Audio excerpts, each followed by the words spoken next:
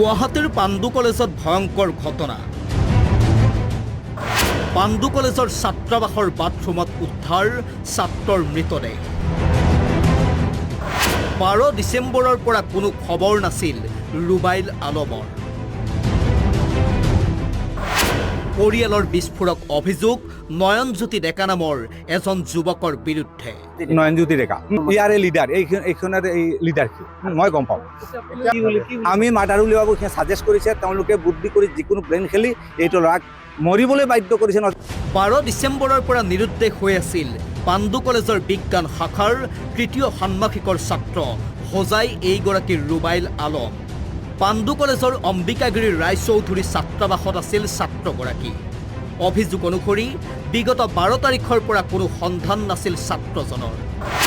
সিদিনা সন্ধিয়ালৈকে হোষ্টেলতে আছিল, কিন্তু নিশা প্ৰায় 8 বজাত কৰ্তৃপক্ষ বা কোনো বন্ধুক নজনোৱাকৈ ওলাই গৈছিল হোষ্টেলৰ পৰা। আৰু ডুবাইত থকা তেওঁৰ ককায়েকে হোষ্টেলৰ ৱাৰ্ডেনক ফোন কৰি জনাইছিল ৰুবাইল ঘৰলৈ যোৱা বুলি। যেতিয়া এটেণ্ডেঞ্চ লোৱা যায় তেওঁ প্ৰেজেণ্ট আছে তেতিয়া।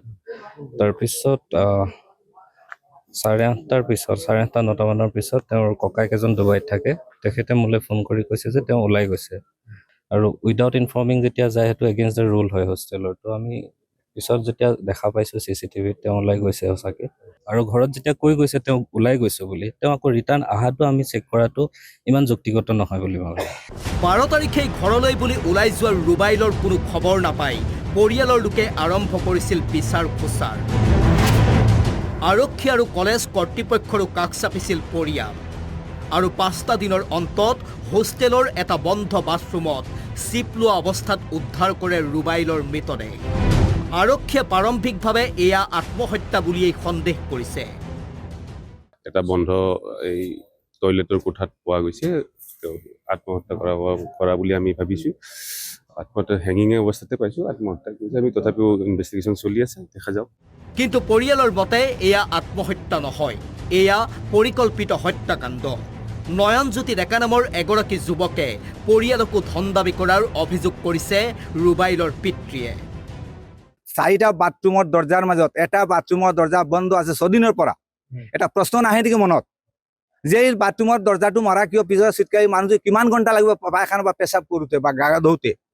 এইটো প্ৰশ্ন নাহে জানো? এবাৰতো চাব লাগে, কাৰোবাক ক'ব লাগে।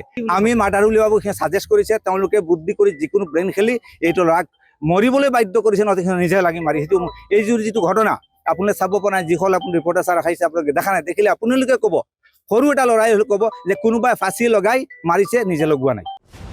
এই ঘটনাৰ পাছতেই প্ৰশ্ন উত্থাপিত হৈছে কলেজ কৰ্তৃপক্ষ আৰু হোষ্টেলৰ ৱাৰ্ডেনৰ বিৰুদ্ধে। এজন ছাত্ৰ 5 দিন ধৰি হোষ্টেলত নথকাৰ পাছতো বিষয়টোত আৰক্ষী আৰু কলেজ কৰ্তৃপক্ষই কোনো গুৰুত্ব নিদিয়াৰ অভিযোগ উঠিছে। ঘটনাস্থলী তন্নতন্নকৈ পৰীক্ষা কৰিছে ফৰেনচিকৰ দলে। আৰক্ষীৰ তদন্তত পোহৰলৈ আহিব ৰুবাইলৰ মৃত্যুৰ প্ৰকৃত ঘটনা। জালুকবাৰীৰ পৰা ৰিয়াজ আলী, আছাম টক্স।